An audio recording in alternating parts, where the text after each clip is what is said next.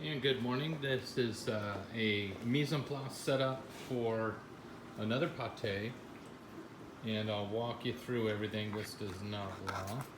So we have some flour, 2 tablespoons, all-purpose, quarter cup of chopped parsley, a quarter cup of minced onion. We have some black pepper and pate spice. Those are a teaspoon apiece. We have 1 3/4 tablespoon of salt. There's 2 tablespoons of minced ginger, half a cup of cream, 2 1/2 tablespoons of brandy. There's some breast of duck that's been marinated, salt, pepper, a little touch of TCM and brandy. We can decide to put these in. I haven't quite figured out if I want to add the blanched nuts yet. And then in the freezer, we also have some pork, if you can see it. Yep, right back there. And then in this one is some liver and a couple of random pieces of trim from duck. So we're gonna make a pate here. This is gonna be a country style pate, so a little bit different from the other pate in that it's more coarse. We're gonna partly grind fine some of the meat with a bunch of livers, and you can see coarse ground pork butt. 1/3 of it is gonna mix with livers and grind again in a small plate. And then we're gonna add onions, garlic, parsley, salt, pepper, pate spice in the mixer. And then we're gonna add a panada. The panada here is raw flour. Not my favorite, but we'll give it a go, and it does work. Heavy cream mixed together with brandy. So these 3 things are the panada. And then 1 cup of garnish, which will be primarily our duck breast. And here we go. We're going to grind up this pork. This is slightly frozen. You can see some of it's a little brittle. It's been in the freezer for at least a half hour. Some of it's nice and soft in the middle, but as a combination, it will be quite cold. So we'll get a little bit down the tube there. And get this party started. Here we go.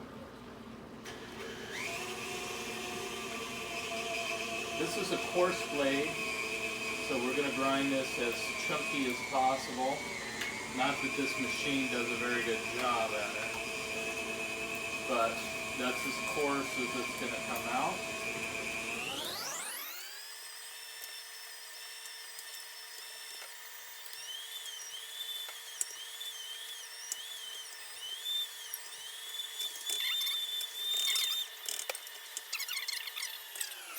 Okay.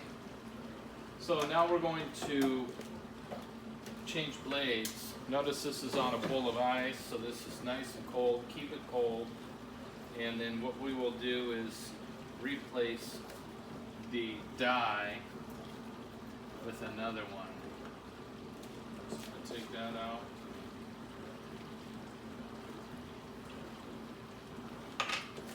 To get this one out, these machines have a little edge where you can just kind of pull on them. But at a commercial brand like Hobart, oftentimes you just turn it on and off real quick and it will move the die right out. It'll fall right out. Then we want to make sure everything's packed in there. And we're going to put in a smaller die here. And we're going to grind again a portion of this meat. But we're going to take 1/3 of our meat, set it aside here. The 2/3 is going to be the body of the pate. So I have a couple livers that have been trimmed up here. These livers are duck liver that was taken from the carcass, and there's little bits of duck breast in here. This is kind of frozen, but not totally. So this is a small quantity of liver. It's only 4 to 5 ounces. And plus I have a little extra duck breast in there, which is not a big deal. And then we're going to take our 1/3 of the pork and kind of mix everything in. A little bit of pork, a little bit of liver. Then we'll go ahead and grind this through. So this is going to be a flavoring component to this particular pate. This is a country style, so it needs to be a bit coarse, but this is the finer portion of it, and this will give us a more like even texture.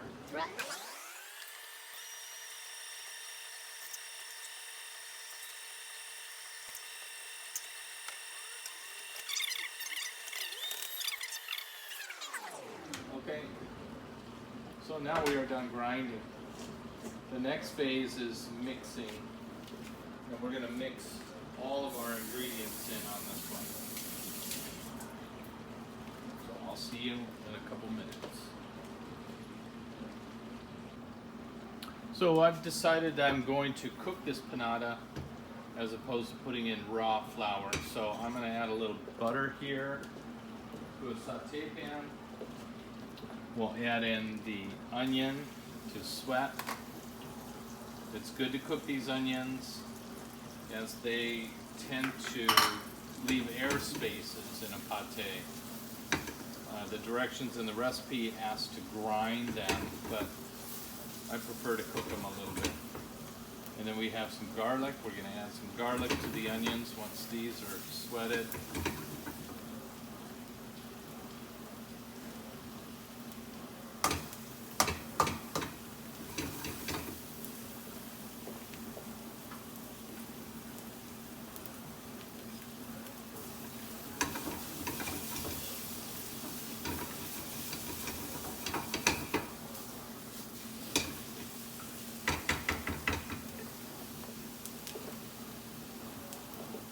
Before anything starts browning, turn your heat down a bit, and we're going to add some flour to help this turn into almost like a roux.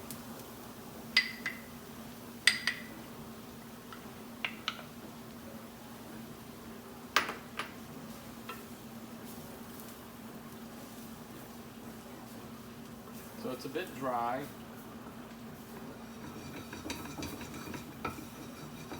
This cooks the flour and allows it a little bit better texture in your final product.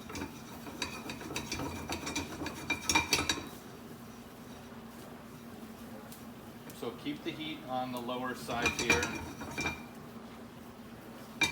Continue to cook and stir. Make like a little roux, but we're not trying to get any color in here. So if you see color, scrape it up.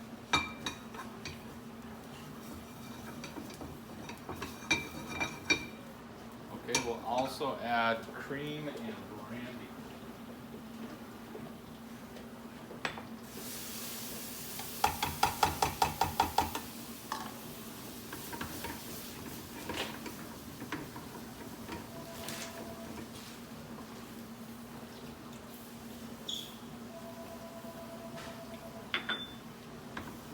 So almost we're making a little bechamel or onion sauce.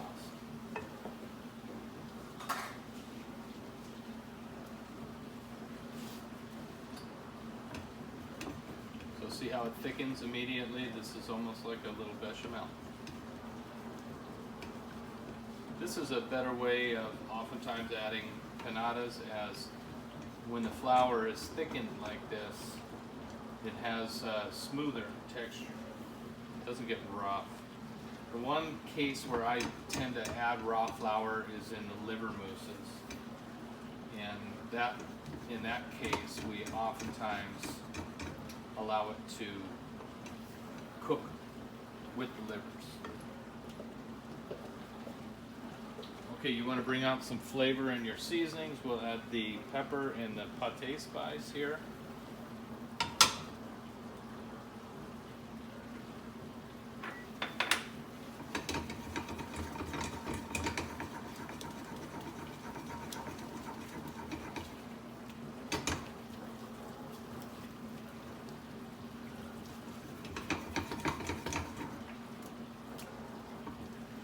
we don't really need to thoroughly cook this like a sauce would cook for 20 minutes. This here is done. In fact, what I want to do is cool it quickly. So I'll put it on that ice bath we had and get it nice and cold before we mix it into the meats.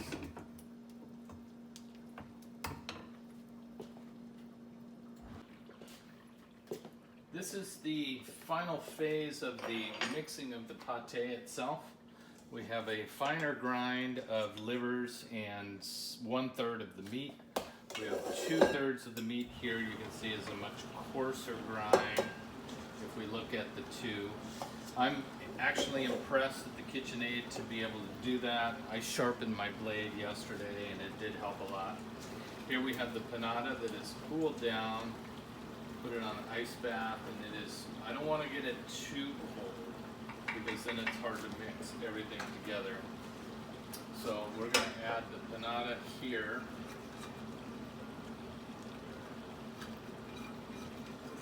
Remember, this has our pate spice in it and garlic, onions, brandy, cream.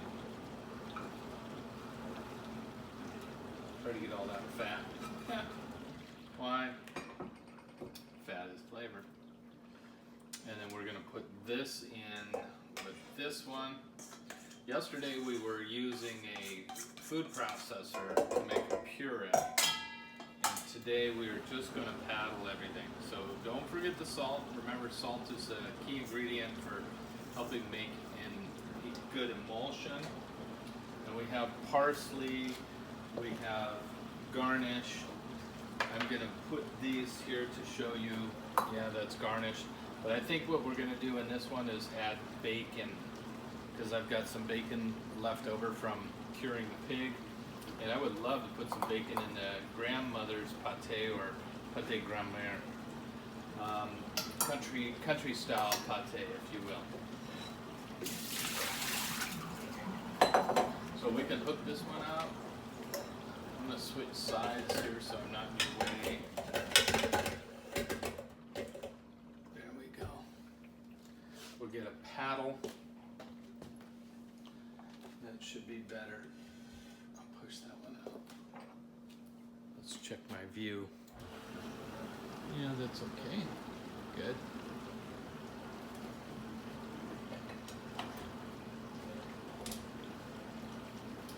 And we'll mix it all together nice and easy.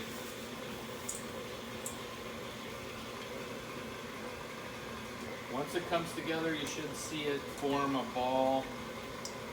The ball means that you're getting good emulsion. If it doesn't come together, then now you've got some issues. Either things are too warm or there's too much liquid in here somehow or another. The panada is going to help you hold everything together. You can see this is coming together very much like a bread dough. Give it a quick whirl and stop. We're trying to prevent too much friction. So we'll move this off the paddle here.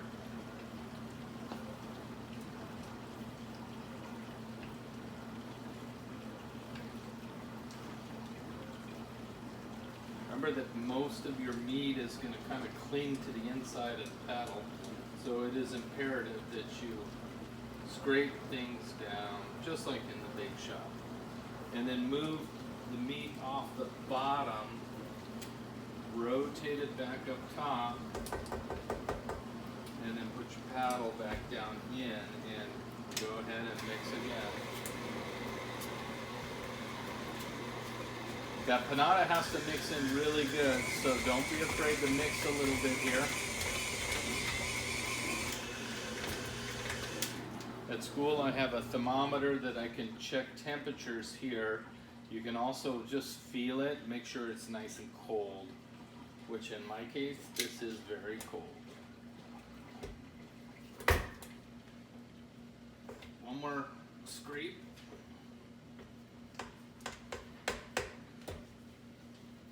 It is important to mix that panada in nicely. And then we're ready to fold by hand the garnish, which will be these ingredients here, or I'm going to substitute that one with a diced bacon. We'll also line this terrine. We didn't line the last one. This one we will line with fat. And what kind of fat should we use? Well, you could use back fat, or in this case, we're going to use bacon, because this is country style pate, and we want to show off what we do in the country best. And one of those things is make bacon. So see how everything's nice and tight? One last good whirl and we're good to go. Now I make a sample. Even though I don't have my finished garnish in there, I'm going to sample this, cook some up in a saute pan, or make a quenelle like we did yesterday, and taste this finished pate. The only thing we're adding to it is ingredients that have already been seasoned and cured, or our flavoring ingredients. Next step, let's taste.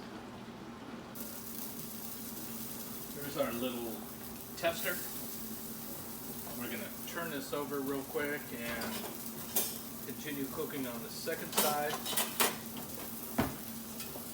I added nothing to the pan. This is a dry pan because we have plenty of fat in here, a bit of sugar and whatnot, so it's going to caramelize nicely. And you notice my heat is way down low. I'm going to even turn it to the lowest setting and continue to cook on the second side. And this is pretty much done cooking. Turn the heat off.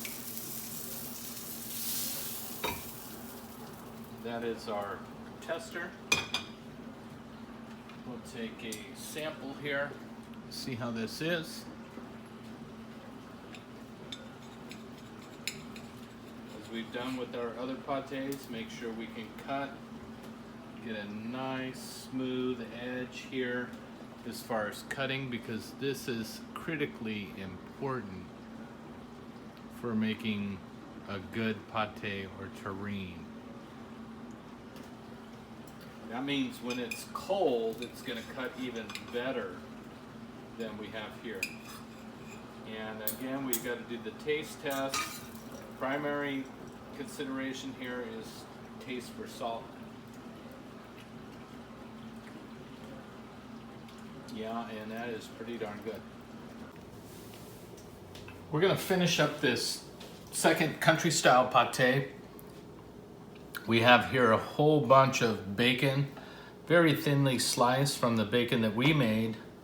And what we're going to do is line this terrine with bacon. So push it in there, make sure it's all the way down in the corners, and we'll just change the direction of each slice, overlap by about a third.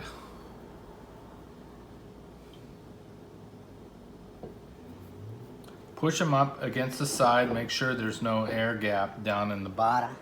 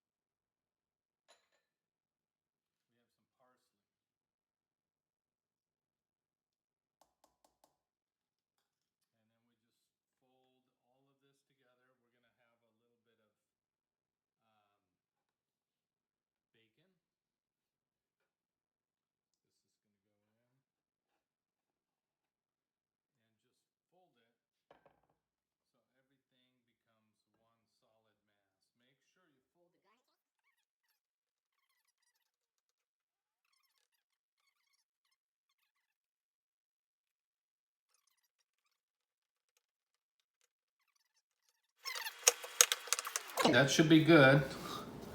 Work the garnish in nice. And then we're gonna lay this down into the terrine. I'm gonna try to elongate it a little bit and get it in there without disrupting the bacon. So I kind of maneuver it a little bit into little loaves and lay them down in there and press.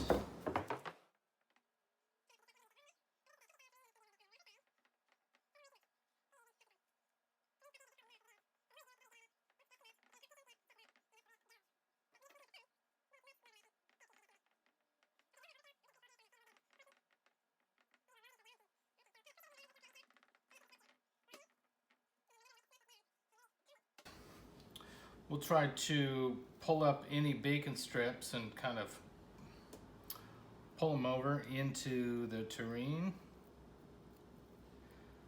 Do the ends last. So this side should be pulled first. Not that there's a lot of room here. These are kind of shorty bacon slices. And then pull everything pretty tight. Not much I can do here. And before I do the ends, I want to make sure the sides have come over, if possible.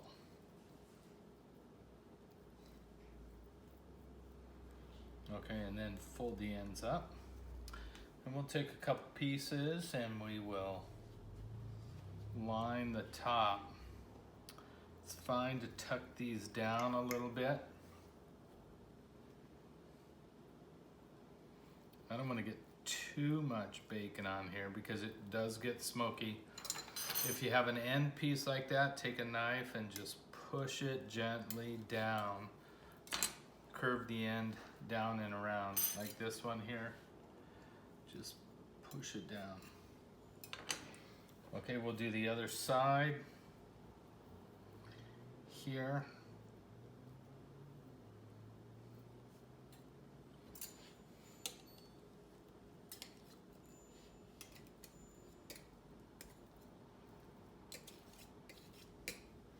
This one here is just tuck it down, push it down there, and then we'll have one more layer over the top. Again, this was 20 pieces of bacon.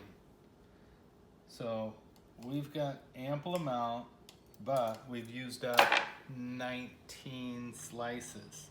So it does take quite a bit to do this whole process. You could also use back fat from the pigs. They work really good for liners. You can also use caul fat from the pig. Caul fat is kind of lacy. It doesn't leave much of an impression in the finished product, but it looks cool, kind of spider webbish. And we'll finish this one up with a bit of fresh thyme.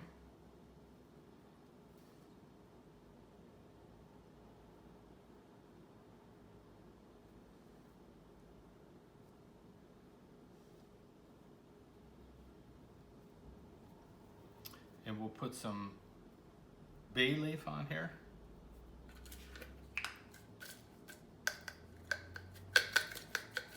I typically like the larger leaves. They look nicer, so we'll look for those. I got a couple left in there. Oftentimes here in the Bay Area when I want bay leaf, I'll just go walking up in the hills and pick my own. It's known as the bay laurel, and they'll grow all over the Bay Area.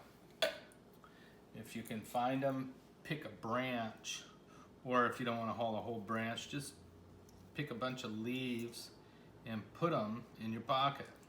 When you get home, dry them out. When they're fresh, they are intense. So you would want to use a quarter of what you normally would use. Okay, and that one's ready. We'll put a lid on it. Make sure you put some oil inside the lid here. I have a little olive oil here. We'll put some of that in. And this is going to be baked in a water bath, just like the other pates. Make sure your oil comes all the way to the sides, because things are going to want to stick, and then we're going to go down right on top. Clean that edge a little bit. Okay. And then we'll bake this. This will probably take upwards of 1.5 to 2 hours. And we want a total internal temperature, only 150 on this, because it's all pork. Well, yeah, there was a little duck in there, so maybe we'll go to 155. Okay. And that's our water bath. And we'll put this in the oven at 300 degrees. Just checking the temperature on this pate. And let's see, we're close to 140, not quite, 135. I'm gonna pull, this is all the way to the bottom. So you can see right there about 140. I'm gonna pull that out gently, slow, and see if it goes up or down. Looks like it went down a little bit. That's good though. So I'm at 140. We're gonna bring this one to 155. And that'll be the end of that. We'll be done. So I'm gonna give it another, say 30 minutes. And we'll check from there. There's the other bay leaf hiding out.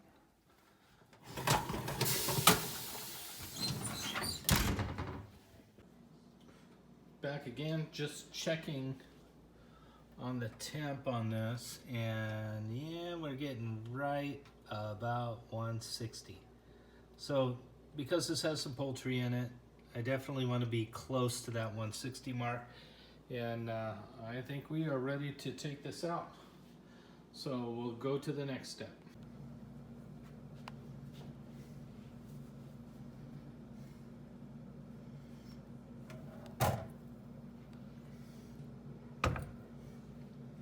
Get rid of the bain-marie and let that one cool for a little bit.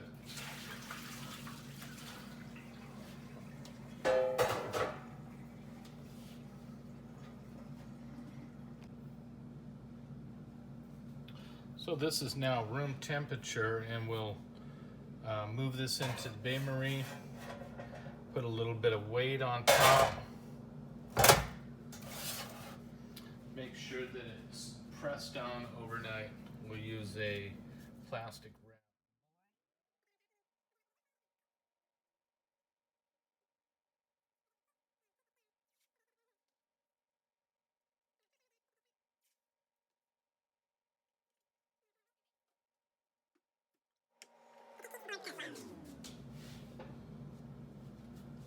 And then we'll add even a little extra weight to that. Make sure we keep it nice and flat during the evening, and we'll put this in the refrigerator overnight.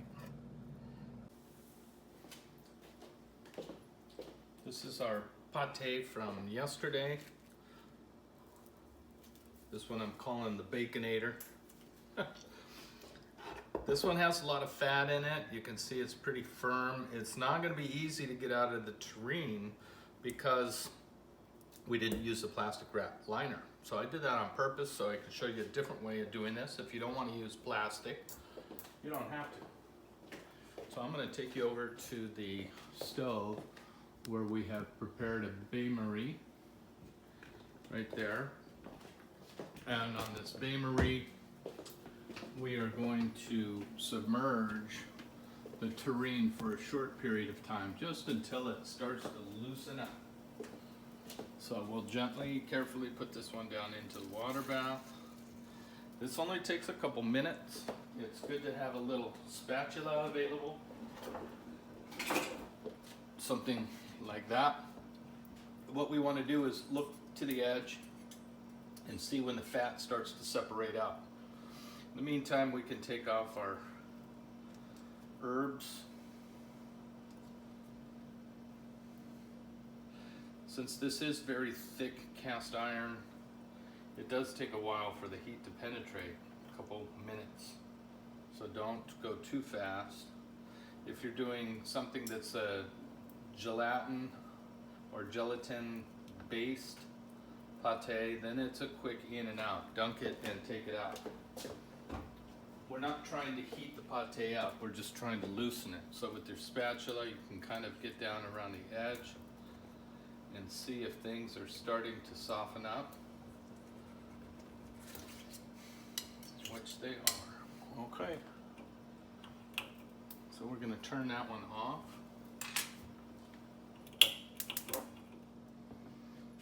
And remove this.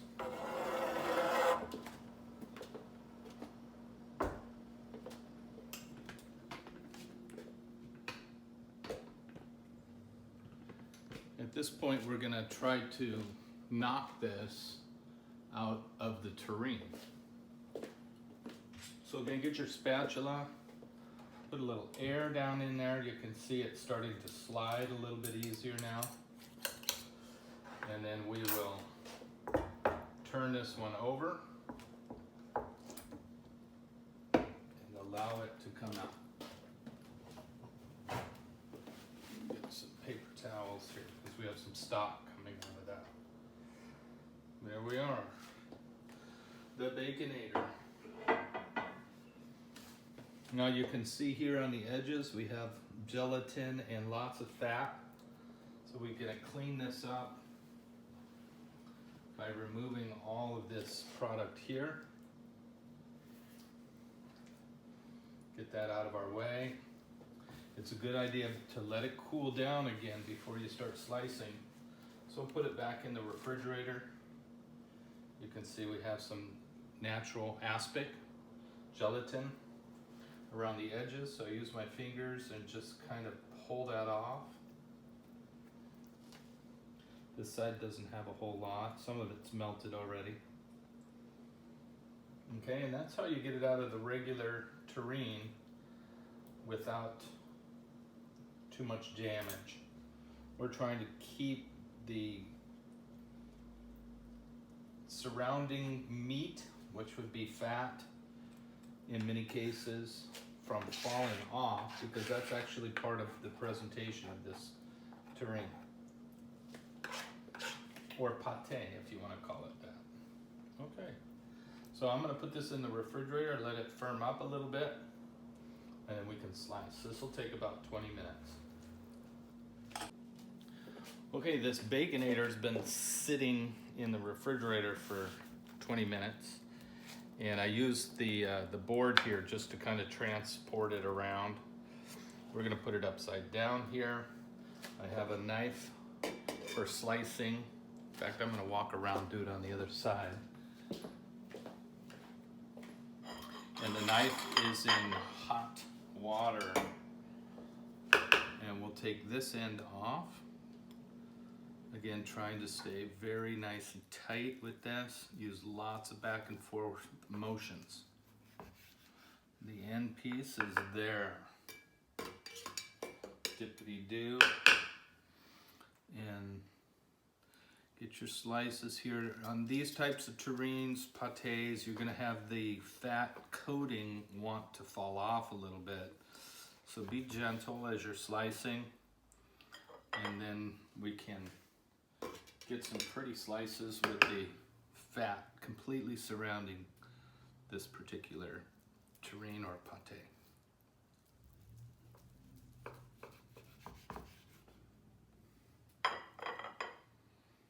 This is grandmother's pate, or pate grand-mère. This would also be a country style pate that's a little bit tighter than normal. You see how the bacon wants to come off those? And that is the final product. Up close and personal.